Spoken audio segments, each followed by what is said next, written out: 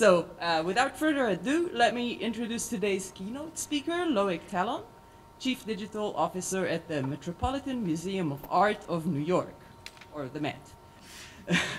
We are so pleased Loic could make it here to our conference and share his knowledge and insights with us.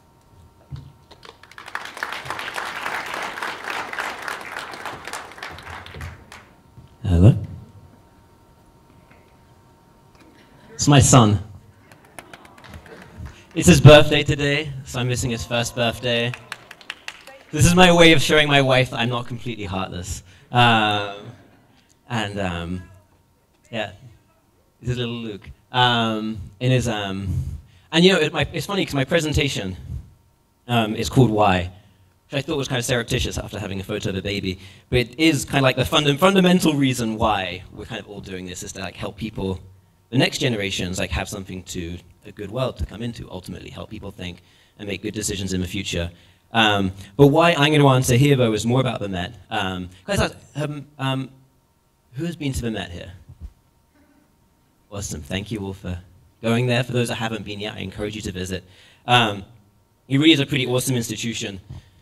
And what I wanted to talk about is actually, it's been really interesting for myself to be here. It's my first time coming to a Wiki GLAM conference or Wiki conference of any sort. And it's been super interesting to see how the Wiki community talks about how they work with GLAMs.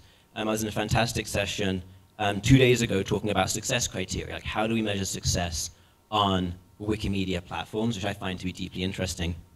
I've been hearing some of the fantastic work happening around Wikidata as well, which I'm super excited by, and to hear the conversations happening on this side, on the Wiki side, has been really inspiring. And so I've been thinking, like, what could I talk about here, which I think would be interesting to people from the Wiki community, about what's happening at the Met. And fundamentally, I thought the thing that I can bring to the table is the Met's perspective about why we decided to do anything on the Wikimedia platforms. Because it was a big decision for us.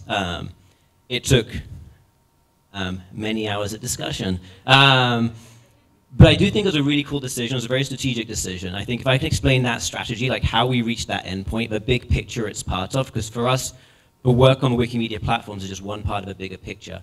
Hopefully that would both help the Wikimedia community in understanding the museum perspective to this from a very strategic side, and also help other institutions who are thinking maybe of making the same kind of decisions, what the path is to that.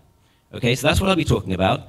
That's the wonderful place that I work. And it's, I've got some photos here of the interior just because it's one of these places. I think it's really important, and I'm just got some little slides. This is actually my walk to work. I go through Greek and Roman galleries every day. It's amazing. So the Met is, we said some stats a moment ago. The stats I would really encourage you to think about. So we get 7.3 million visitors a year to the physical building. So it's an enormous number of people. Our operating budget is $317 million, sorry, that's a mistake. 317. So like enormous sum of money for a museum. We have 1.5 million artworks covering all times and cultures. Internally, there's about 2,200 staff in the museum. So think, you know, really significant scale. And so I think it's very important that when I talk about what's happening at the Met, I recognize the scale and frankly the privileging position we have at the Met when we're dealing with particular issues that other institutions, most other institutions are significantly smaller than the Met. So what I've tried to do here is by explaining the narrative of how we got there. I do think this is something that scales, downwards as well as upwards. So hopefully the way I'm talking about it, although I'll tell you that I have a digital team, a team working with me of about 65 people, so you know, significant number of people working on digital activity. In my opinion, it scales to an organization of 2,200 people in a way that I feel quite comfortable with. But it is something worth us all considering as you think through how you prioritize. Because actually, I think one of the greatest challenges we have in institutions is that question of prioritization. So to give you a sense, just very quickly, about what the department does, I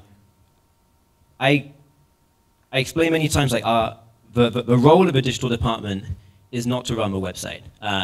I actually believe a role of a digital department, I believe a role of a chief digital officer, my job is to make myself redundant. Okay, so I always say my biggest success measure will be when there is no chief digital officer. If I can leave and they don't replace me with a chief digital officer, it means that many people are using digital and they haven't seen the need to centralize everything under this thing called digital.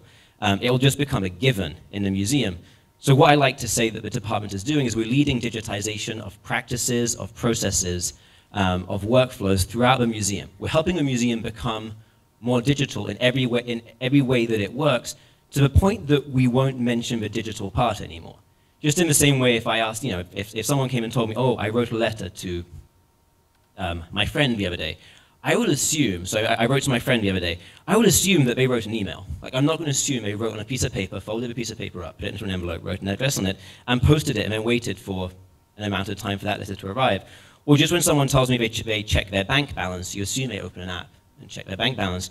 Or someone tells me they've met they have a new girlfriend. I'm going to assume they met them online. And just, there is, digital in many other spaces has become like the non-talking point. It's just banking. It's just catching a cab. It's just finding somewhere to stay in a foreign city, where digital has this role. And I think in museums, it's still this centralized thing. It's like, oh, well, ask the digital people. I'm like, well, no, it's just like, if we want to share the collection, we need to instinctively think sharing the collection is not just in the galleries, it's every single tactic that is possible. So when the museums think that way, then we'll have been successful. But to give you a sense, like the different parts we're digitizing, so a big part is about sharing the collection, running a platform, a product where people can actually access the collection. We get about 31 million people a year going through that. We run all the revenue systems for the museum. I think this is super important because from a museum perspective, you know, it is a business. The money has got to come from somewhere. And I really urge everyone to, both from a wiki side and on the museum side, not to forget that. I find it very, very useful and very empowering, actually, to show when you're working your way through these activities, to be talking about a financial component of doing it. We benefit a lot at the Met, because when the department was formed, we really centralized everyone who worked in digital into one single space. So the collections information team sits inside the digital department, inside a team that I run, which means that we get to think about the data, all the collections cataloging, not just from how it can be used internally from an operational perspective, and which is huge. Our operational perspective is huge. I mean, right now, the database, TMS, where we put all our data, our collections information, serves like 120 different internal processes for lending artworks, etc. But more importantly, from my perspective, we get to shape the data to present it to the outside world, which is awesome.